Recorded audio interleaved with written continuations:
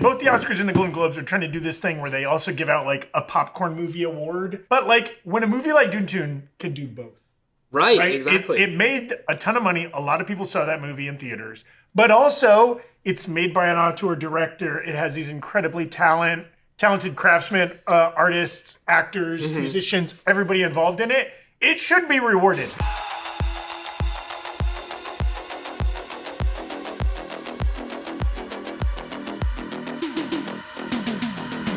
Welcome back to the Break Room for the first and possibly only BREAKROOM Friday Fan Club. Whoa! It's a BFF. It is a BFF. Think of it. FC? BFFC. Yeah. Any relation to the BFG? Oh. Yes. Or BMF. Or the bad motherfucker. Demonetized. Sorry, 2 minutes in. Sorry. 2 minutes in. We don't care on Friday. It's fan club. That's right. We curse in this fan club. And of course, joining me today for BREAKROOM Friday Fan Club, Zach Huddleston and Brandon Barrick. Thank you guys so much for joining me. I'm your OG LA BMF. You know what I mean? And all the other acronyms. Those are technically initialisms. He's your OG SOB. Okay. So those are initialisms. Zach. Oh, not boy. acronyms. Oh, what's an acronym? An acronym is a word that has been shortened that makes another word, like scuba. Scuba or NASA. Yeah. But an initialism, like the FBI, is not a word. You're still saying every letter. And are all initialisms acrostics, or is that something else? Yes. What's an acrostic? I don't know. We're going to go through some of the most exciting things coming out in January. Talk about some... Welcome back to the semantics episode. Yeah. Get Berg here. Who can come out on top? Talk about some award show prospects for some of the movies that we love this year, last year, and later in the episode, we'll hear from a special guest who's quite passionate about a certain movie getting some big recognition this award season. Special guest. But let's look ahead to the January calendar. There's a lot of exciting releases coming out. This is my personal calendar. Oh. Check it out. Oh, wasted space on this calendar. I feel. Wow. Yeah, I got a lot of room to fill. Of course, today is Jessica's birthday. Incredible. Hey, Happy birthday, happy Jessica. birthday, Jessica Clemens. Finally, 21. And of course, in next week, we're getting Severance on Apple TV. And at the end of the month, you see Your Friendly Neighborhood Spider-Man there on the 29th. Really interesting to have two of these shows back to airing concurrently. Spider-Man and Your Friendly Neighborhood Spider-Man and Severance. Two very different shows. Well, yeah, what do you think the overlap between those audiences is? Just us. Ain't no justice, it's just us. Yeah. Well, and again, if you happen to fall into the Venn diagram in the middle between Severance and Friendly Neighborhood Spider-Man, which we all do, Yeah. double bonus there. Double bonus. You got good watching to do. These are both weekly releases too. Yeah, I mean, I guess we still don't know exactly how, like, we don't know if they'll do a multi-episode drop or anything for Your Friendly Neighborhood Spider-Man, but Severance confirmed to be weekly. I thought maybe they would do a double episode drop, but I'm not as familiar with the Apple TV Plus programming. No, they're just doing like one at a time for this one. Are you going to rewatch season 1 of Severance? Well, I just watched it for the first time. Oh, okay. Yeah, very recently. Smart on you. I feel like I don't remember it. I know. I watched all of season 1, 2 years ago when the show first came out. Yeah, I will be consuming a recap, either made by New Rock Stars or somebody else. There will be a primer of season 1 out on the New Rock Stars channel next week. Oh, great. And it comes out next Friday, as you saw by Evan's helpful calendar. But yeah, I'm too anxious to watch the whole thing again. Yeah, it's a lot. long. I don't know that I got 9 enough time. episodes? Is it 9 episodes? 8? Nine. Nine. The second And they're season's 10 long. episodes. I still haven't seen Shogun. I still haven't gotten through Squid Game season 2. I got a backlog. I can't afford I'm trying to spend finish 9 the Day hours of the on Jackal. Severance. Day of the Jackal. Anybody watching that on Peacock? It's great, and I'm not. Eddie finishing Redmayne? it. Eddie Redmayne. Anyone watching? My main, Eddie Redmayne. Anyone watching Landman? I want to watch Landman. Landman. Taylor Sheridan. I mean, he's cranking out so much content, and it's okay. Lioness? My mother lioness? loves lions. You say People love lioness lioness. or lioness? I say L-I-N-S. L-I-N. Is that an acrostic? Yeah. Yeah, that's an acrostic. Shane the Pain saying Severance coverage on the Break Room. This is my multiverse of madness. Is that a good thing or a bad thing? They want weekly Severance coverage. Is that what they're asking for? We got to see. We don't know how popular it's going to be. Yeah.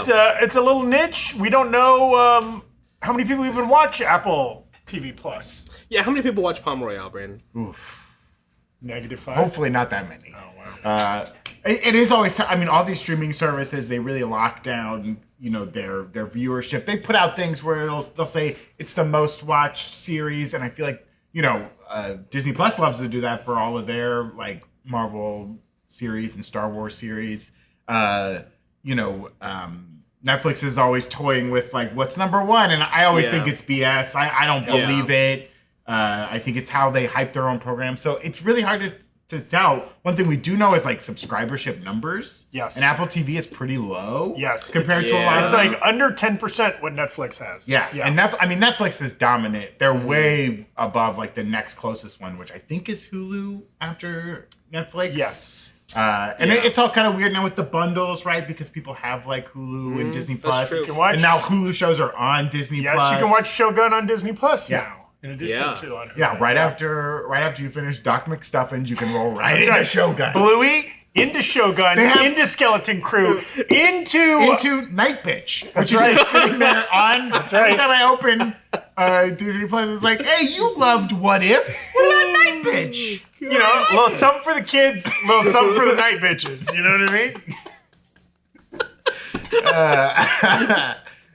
So yeah, it's hard to say, even what the most watched show is on Apple TV. I would guess it would be.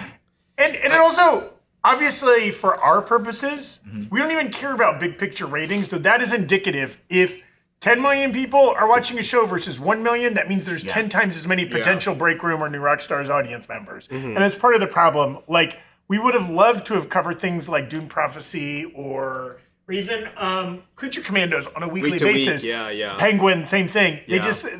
There wasn't enough audience there for us to kind of justify. But imagine 500,000 people are watching Severance, and all 500,000 people say, we're going to watch the Break Room video. Anybody that watches Severance, you've got to get them to commit to watching the full Break. They can't just tune in and then dip out. And shows like Severance, they might be like very popular on social platforms like Twitter. You'll have a lot of people talking about it. That's true, or Threads or something like that. Or even just in the media that covers television, they all like shows like that or Succession. But then when you go to like the actual ratings and the actual viewership numbers, they're kind of skewed, and it's like most people are watching Blue Bloods. And it'll be very interesting because I feel like Severance season 1 was a slow burn. Like word of mouth picked up. A lot of people kind of caught up with that show later after it had already been released.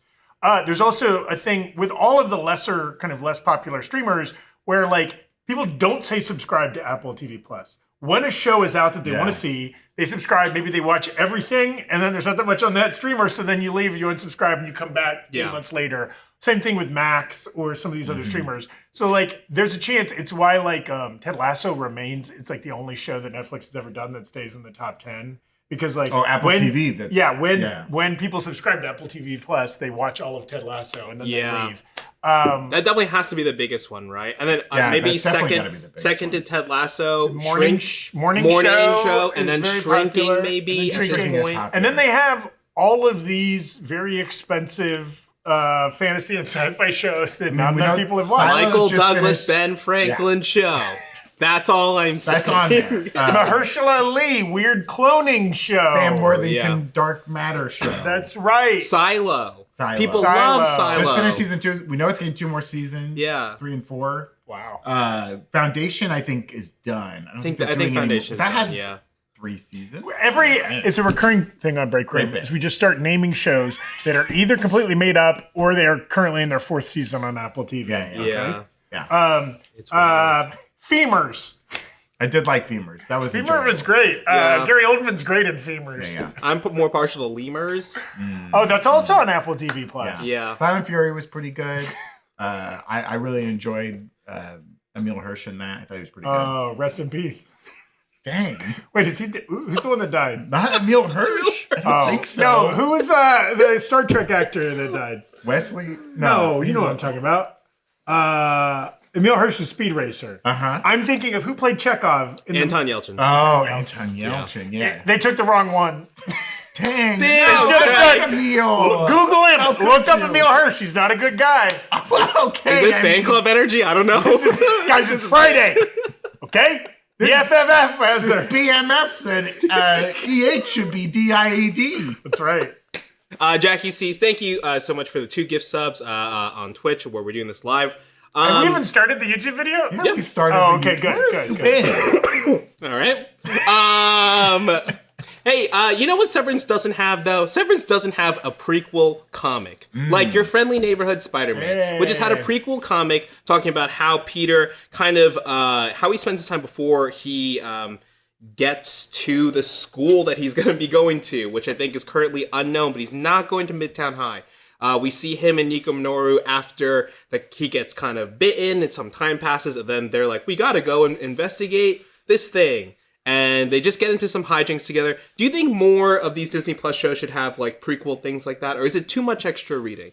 It honestly felt a little ancillary when I read through it. And the fact that I can't give you a great summary point right now is because they've only put out one issue. There's going to be 5 issues. They put out one. The second one comes out mid-January, I think. I think it comes out pretty soon. Yeah. So there'll be 2 out before the show starts. And then it'll be like a monthly release through like... April or something like that.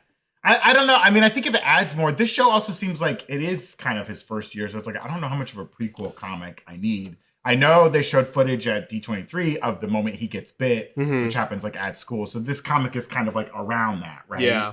It doesn't even really show him being like, I'm gonna be Spider. You know, it's like he's like, I'm gonna like put on this thing, but I already kind of know my powers.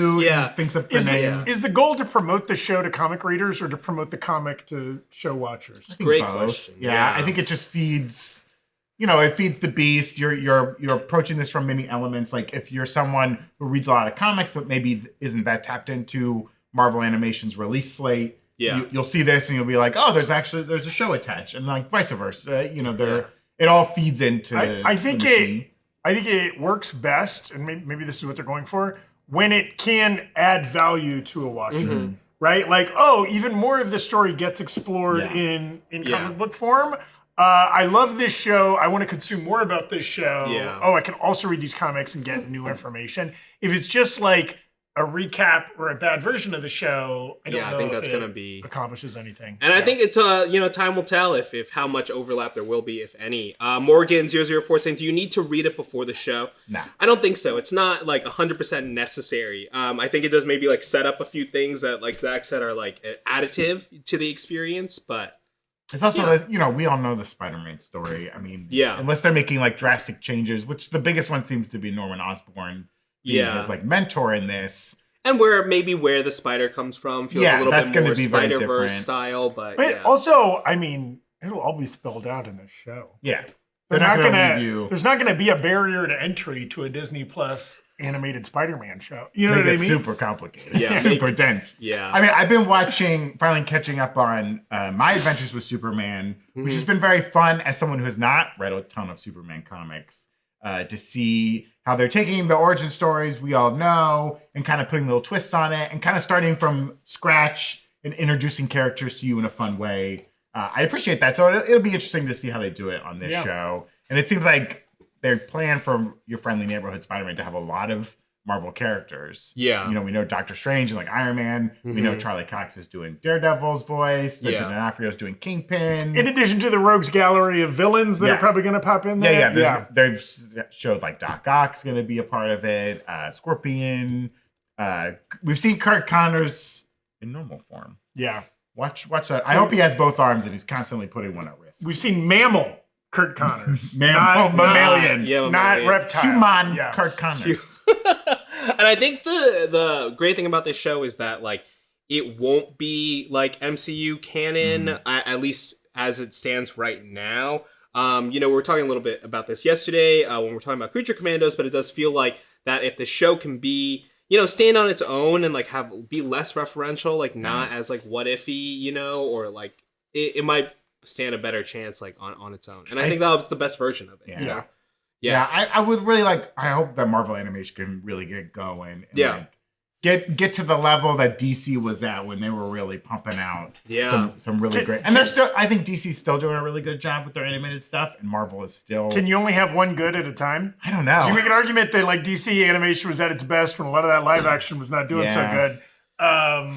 But DC had always been so consistent, you know? I don't think there was any Marvel, like, besides the original X-Men, like, in the 90s animated series, right? Like, in the 2000s, I can't even think of, like, a Marvel show that I was like, oh, I need to watch this. You know? they have, I mean, a lot of people love Superior Spider-Man, Sensational Spider-Man. Oh, that's right. Yeah. That was popular. They had an X-Men series in the early 2000s. That was, like, not bad. And there's been stuff aimed at kids, right? Obviously, the Spidey kids show right now is very popular. Very popular. Yeah. I guess last question here before we move on is this. I think this question will completely, will be asked every single time we talk about Friendly Neighborhood Spider-Man. But like, do they bring this Spider-Man into the MCU? Like, I think before when we first heard about the show, sounded like maybe Marvel was trying to like kind of create their own Spider-Man, like that wasn't Tom Holland, that they had more control of, that wasn't tied to Sony as much. But that whole thing feels so messy now, and also like, with the trades being like, oh, there was never anything that could have prevented them from having Spider-Man in any of these movies. They just chose not to have Spider-Man in the Sony villain movies. I don't know. What do you guys think? I don't think Marvel needs another Spider-Man. Live action. Right. Mm-hmm. Do Miles Morales, do Gwen Stacy, do any other like Spider character. I don't need more Peter Parkers, I guess is what I'm saying. Are the odds 100% or higher that this Peter Parker is going to show up in the next Spider-Verse movie, though? Ooh, I don't know, because I mean, if he Sony's doesn't, not really behind it. Yeah, if he doesn't, but they haven't pulled in. They've referenced Tom Holland's Spider-Man in the Spider-Verse movies, but they haven't tried to like pull it in. But this is an animated character, which is a lot easier to pull in. Again, he doesn't need to be heavily featured. And we don't know when Beyond the Spider-Verse will come out. Right. So like, I wouldn't be surprised if Beyond the Spider-Verse really wants to wrap up that story. They could certainly pull this character in. Yeah. And it would be fun. He's like the newest Spider-Man that shouldn't have existed or whatever. Yeah. Like, I mean, it would be a great thing to be like, we didn't even have you on our charts last movie, and now you're here, so we have to kind of like fit you in. That's the post-credit scene. Yeah, it's Miles Morales making his own like Spider Society and then like going after that guy. I also, going back to your original question, they're not worried about that. In the same way that like the X-Men 97 Wolverine is going to have no impact on live action versions of that character going forward. Great point. So I think they just want like, hey, can we put out a show every 2 years that people love and gets really popular? Like, that's good enough for us, right? Yeah. 100%. Thank you, the Human Tornado 1 and Marielle Fiona, for subbing on Twitch. Thank you for sending in some subs today. And also thank you to our sponsors, Miracle Made. The temperature you sleep at has a huge impact on the quality of your sleep, and if you're constantly waking up because the temperature's not right, you gotta try Miracle Made. Miracle Made's fabric was inspired by NASA, so it's also thermoregulating. That means you'll sleep at the perfect temperature all night long. What type of temperature do you like to sleep at, Braden? I like the room to be cold. I like a cold room. Because I'm a hot sleeper. You're a sweaty sleeper. I'm generating heat. I'm sweating. Yeah. There's oil coming out of my body. You got a little Dr. Phosphorus type of energy. I burn right through that bed. Yeah. I need a cool... I hate this time of year because we get out the warm sheets, like the flannel sheets and stuff. It's too warm. Too warm. I kick out. I'm kicking out constantly. I like being able to have something on top of me for sure, but temperature-wise. Something, someone, somebody. Plus, Miracle Made sheets are infused with silver that prevents bacterial growth. Bacteria that can clog your pores, causing breakouts and acne. So sleeping on Miracle Made sheets is great for your skin. There's lots of stuff that can cause bacteria in your sheets, Evan. Yeah. Yeah, like what? Especially other people. Hey, if you're bringing someone back to your place, be like, I got the NASA sheets on. That's right. Because you know what? I used to have to make people do like a shower before they got in your bed was like a public pool. Like the swimming pool shower where it's like you got to hose off before you get in here. But now with Miracle Sheets, people can hop right in. That's no true. hosing. No hosing indeed. Upgrade your sleep this year. Go to trymiracle.com/breakroom to try Miracle Made sheets today. And whether you're buying them for yourself or as a gift for a loved one, you order today, you can save over 40%. And if you use our promo code BREAKROOM at checkout, you'll get a free 3-piece towel set and save an extra 20%. Miracle is so confident in their product, it's back with a 30-day money-back guarantee. So if you aren't 100% satisfied, you'll get a full refund. Thank you so much, Miracle Made, for sponsoring the Break Room. Use code BREAKROOM today. You know who doesn't use Miracle Made sheets? Who? Emil Hirsch. Whoa. That guy's bed is full of bacteria. So much bacteria. That one's not gonna make sense in the YouTube comment. It makes a lot of sense. Wait, is my earlier Emil Hirsch bit gonna get cut? You don't know when the show started, so Maybe. I don't know. Where am I? Maybe. Who am I? Of course, on the Break Room Friday Fan Club, we have to take you to Evan's Movie Corner. Yeah.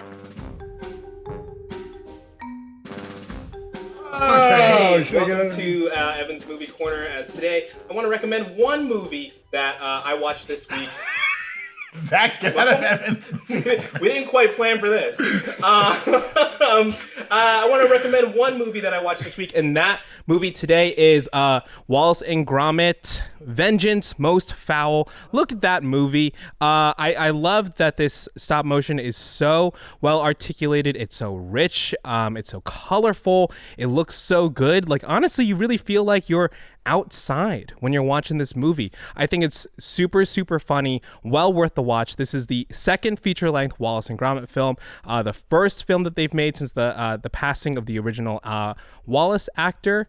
And it's honestly just such a fun watch. It's got a fun little commentary on technology and things that make your life easier and how they might not be super good for you. So check out Wallace and Gromit on Netflix. It's available now. It may still be available in theaters, so hey, if you want to lose yourself for an hour and a half in the world of stop motion, check it out. All right, back to you guys. Oh, we have to play the outro graphic, Dashiell. Oh, okay. This is good. Evan's Movie Corner, easily one of my top 5 segments Thank you. on our show. Every time you do it, I get a little bit more surprised about the framing and.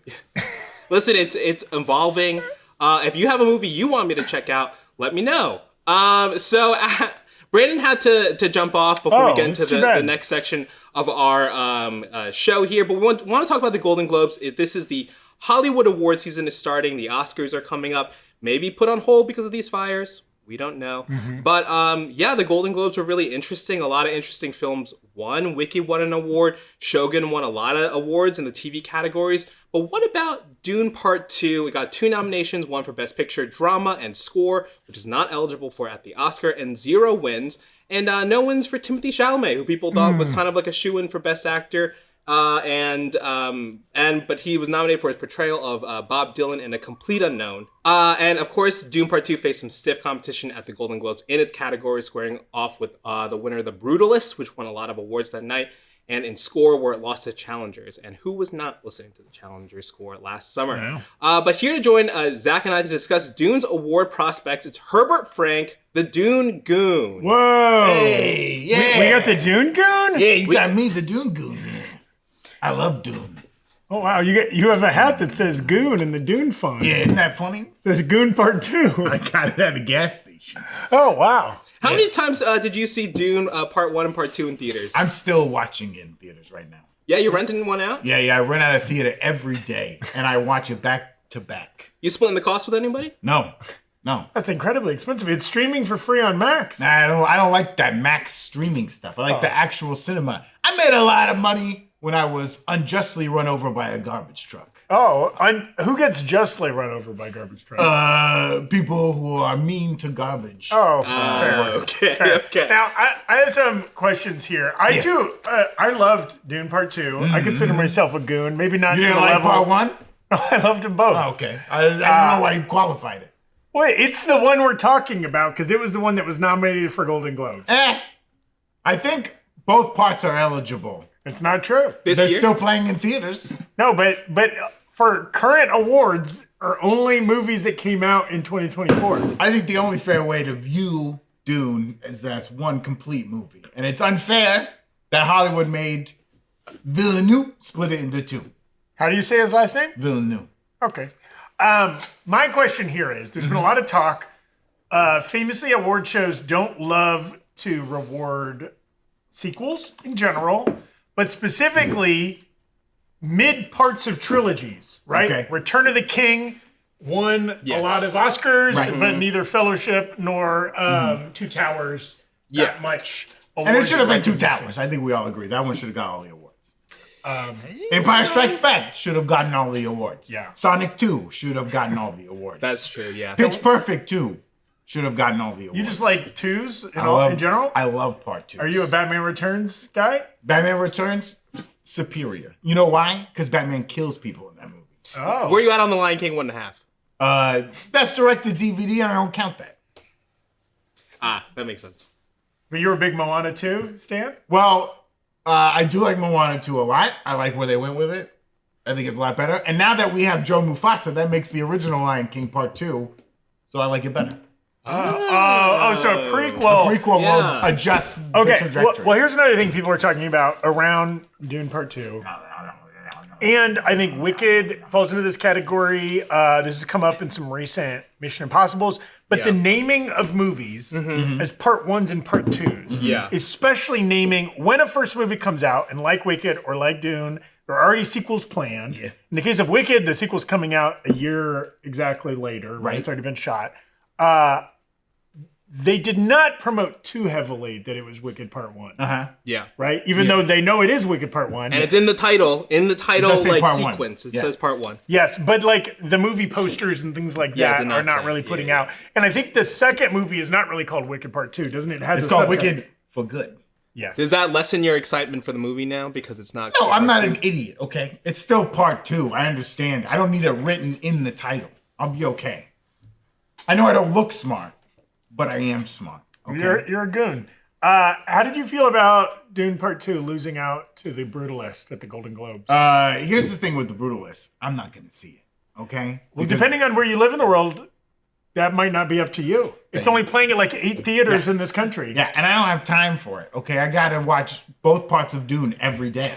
Okay, I don't have time to fit That's in like 6 hours. 3 hours and 42 minutes at The Brutalist. Are you creating your own intermissions when you're watching them together? No, because I'm by myself, I bring a bottle that I piss in. And I don't eat before. I don't eat breakfast anymore, so that I don't have to have a bowel movement during the film. It's like intermittent fasting. Yeah. Around, For a while, I was wearing a suit, a skin-tight suit that suit? Well, it wasn't an official still suit. This That's trademarked. This is pretty much just a wetsuit. just a body glove wetsuit. And I was pissing inside of it, and it was pressing the piss into my body, and I didn't try to drink the piss. You know, I'm not stupid, okay? Yeah. Like I said, Where's your accent from? It's a little Trumpy. I don't know. You from the New York, New Jersey area? I know. I grew up in Minnesota. Oh, okay. Yes, famously. So we were talking before you arrived that you think Dune Part 2 is going to win every Oscar. Yeah, the nominations are not out yet for the Oscars. I have not finished my ballot yet, but You're in the Academy? you know it, buddy. You know I'm in the Academy. Wow. You know it. I'm the reason Green Book won Best Picture. You? Yeah. Yeah, I was the deciding vote. All movies were tied, and they came to me and they said Dune Goon. Who should win Best Picture? They were calling you Dune Goon back then? Yeah. It's like 2016, 2015. Wow. I had a feeling it was coming. You're carrying the books around with you, right? Yeah, I was reading the books at the time. It took me a long time to read the books. Very high books to read. Anyways, Dune Part 2 will win every Oscar this year. Wow. It'll definitely be nominated in every category, and it will win. Now, people pointed out, so Dune's kind of at this disadvantage. Yeah. It came out in March of 2024. Yeah. Most of the big Oscar movies come out later in the year when they're kind of front of mind. Tell that to Everything Everywhere All at Once. That's true. Came out in like February. Came out in February. Yeah, I've seen Swept. other movies. I've seen them. You want a Part 2 to that one? I would like it, yes. It could still happen. And they should call it something somewhere at sometimes. Something somewhere at sometimes. De-escalation. Going backwards. Or maybe you make that the prequel. And then Everything Everywhere is inherently Part 2. Part 2, yeah. Better movie. There we go. Okay, Dune, Best Picture. Easy. Yeah, easy, Wrapped up. sure. Got it. How do you feel about the score controversy? This is crap. the Dune 2 score not eligible for an Oscar because they said it was too similar. He said for sequels, you have to have enough new music. And they said it used too much of the score from the first film. I think they just hate Hans Zimmer. Oh, well, there are some people that have some issues with Hans Zimmer. So Hans Zimmer though he gets sole credit for most of his soundtracks, he has this gigantic team. He has kind of his own studio. That's how he's able to score 10 of the top 20 movies every year, right? He has this giant team of musicians and engineers and singers and all this kind of stuff. Put all sounds into an AI.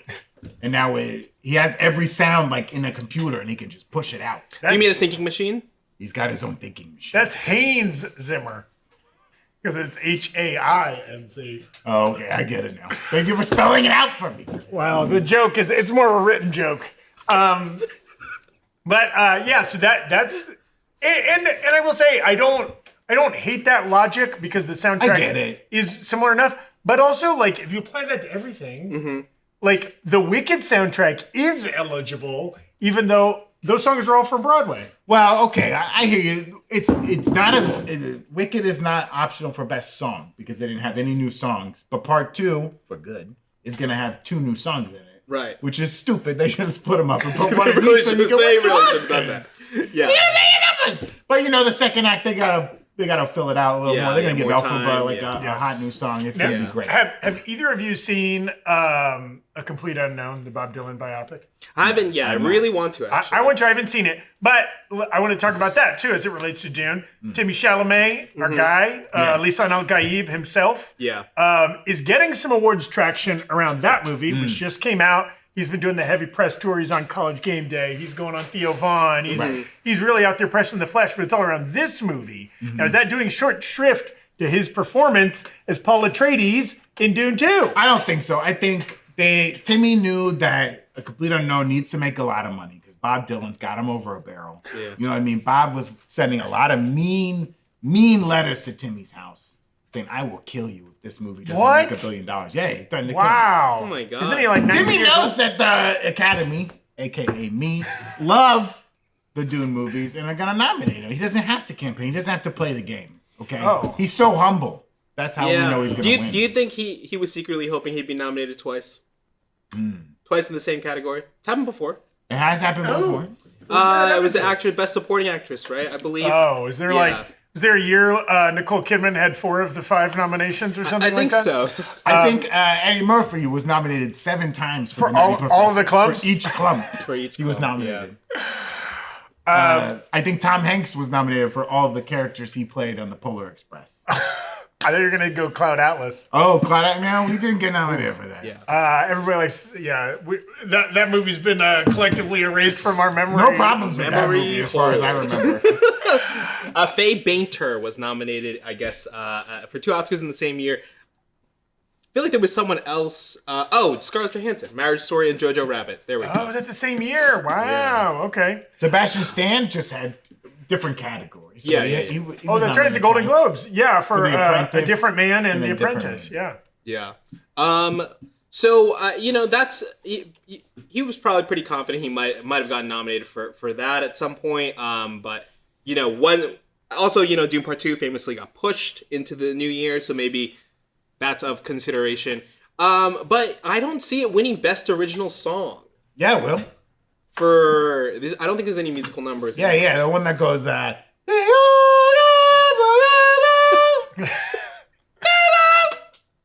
love that one. What's that song called? it's called El Belba Bedito. It's called Paul's Dream.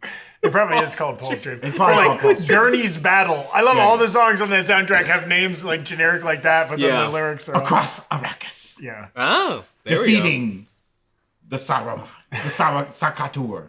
Sadakar. Sadakar. Well, obviously a lot of great performances across the board in that movie. Supporting lead actress, I'm sure you could give it to somebody, whether it be Zendaya or Rebecca Ferguson. Whether or not they'll be nominated, I don't know. They'll both be nominated. Don't worry. Good. Here's my thing, and I'm not an official Dune Goon in that I'm not wearing the hat, but I do think it's not getting enough love. Right? Yeah. When you combine, and both the Oscars and the Golden Globes are trying to do this thing where they also give out like a popcorn movie award, Yes, popular yeah. movie award, all this kind of thing where basically it's just another way for them to get movie stars to show up and for them to be able to tout, hey, Top Gun Maverick or like these Yeah. other big box office movies. But like when a movie like Dune can do both. Right, Right? exactly. It made a ton of money. A lot of people saw that movie in theaters. But also, it's made by an auteur director. It has these incredibly talented craftsmen, artists, actors, musicians, everybody involved in it. It should be rewarded. When you think about it, and I'm not trying to take anything away from Anora or The Brutalist or the other smaller movies that are winning and getting nominated for a lot of awards. When you think about like just the sheer math of like 10 times more people saw Dune 2. Right. Maybe even like when it comes to The Brutalist, 100 times more people Yeah. saw Dune 2. And so like 100 times more people were brought joy by that movie. By that movie. You know what I mean? Like, Yeah. we're touched in some way, potentially, by that movie. And I don't mean that in a goon kind of way. Hey, you sound like a good goon to me. You know what I mean? You could be a goon. I do could be a think Dune Goon. these award shows have never really cracked the code on how to properly balance success and artistic merit. Yeah. Right. And you're right. I think Dune is that kind of like, that Venn diagram of it. Be interesting. I really do feel like a lot of it just comes down to the part 2 of it. I'm sorry, Mr. Goon, but yeah, it's. I think that they're just like, part 2, we don't need it. And Wicked is almost like, I think because it came out so late in the year, it's like subverting that idea. No, you know? I don't think so. I think you'll all be surprised to see Dune Part 2 win 36 Oscars. 36? 36? Even the documentary ones? Yeah. The animated short? Yeah. The animated short, some of the worm was not real. You know, some of it was digitally composited. So that's animation. Wow. Best documentary. The movie's pretty much a documentary of the future. You know, it's 10,000 plus years from now, but it's pretty much the future. And best foreign film. I mean, it's clearly. I mean, the movie's mostly on Arrakis, which is not Earth. So That's I right. think that's I mean, foreign. they definitely shot. I don't know. Were they using Namibia? Where were those desert scenes shot? I want to say Tunisia, but that's Yeah. Star Wars. I'm Somewhere. pretty sure. Yeah, That's somewhere Star else. I'm pretty sure that's Star Wars. It wasn't Burbank. Tunisia, Turkey, somewhere in there. Well, we'll keep our eyes out. Nominations come out in January. I'm 17th. almost finished filling out my ballot. Well, if you think Dude's gonna win, shouldn't that be a really quick ballot? To fill out? It's gonna be fair. I'm taking my time. I'm trying to watch all the movies, but I can't find The Brutalist anywhere. What's been your second favorite movie this year after Dune Part 2? I mean, Wicked Part 1, obviously. Oh, wow. Okay. Anything that leads to a Part 2, I'm pretty excited about. What if they told you Brutalist Part 2 has already been greenlit? Now I'm interested. What if there's a sequel to Honora? It's called Amora. Oh, I would watch Amora of Honora. I did manage to squeeze in an Honora screening in between my Dune screenings. Don't Loved worry. it. I watched it this past weekend. Loved Honora. Yeah. That's very also good. a big goon movie, so I loved it. Because It's a different kind of gooning in that movie. Yeah, there are literal goons in that movie. That's what I was saying. You're You were Russian making a goons. crass joke. I But was- I was making a comment on the fact that there are several goons of the mafia that try to help out. Yes. Dude, when he's throwing up in the car, that scene Incredible. is so funny. The most realistic concussion we've ever seen on screen before. He does not bounce back from it. That's real life. That's real life. That's real. I would love to know from our break room audience. Obviously, we are a comic book, Star Wars, nerdy IP based channel. But like, have you seen any of the artier? Have you watched Amelia Perez? Yeah. Have you watched The Piano Lesson or Nickel Boys Conclave. or Conclave? I mean, some of these are easy to see. I think Sing. Conclave is streaming for Conclave's free right streaming. now. Conclave streaming. There was a. I mean, it's not nominated. Carry On is streaming right now. Amelia a very Perez. deep art film. Amelia Perez is streaming. There's others, but some of these are harder to see. Yeah, I mean, famously, Sing Sing, a great film that I highly recommend people check out. Like, released like 5 times in different windows last year. It was so odd. So yeah, let us know what you've been watching outside of the normal comic book fair. We'd love to hear about it. Yeah. Did you see Civil War this year? That was a 2024 release. I did see it. Yeah, it was a big. You think Wow. there's a part 2 for that one? Unfortunately, no. I don't think the world made it. Definitely some of the characters didn't. Yeah, fade to black Fade to black. at the end of that one. Well, that's it for us today. Make sure to subscribe to the Break Room channel on YouTube and give us a follow on Twitch, where we do videos like this live. Follow the Break Room on all our social channels. Thanks for watching the Break Room Friday Fan Club, and we'll catch you later. See ya. BFFC!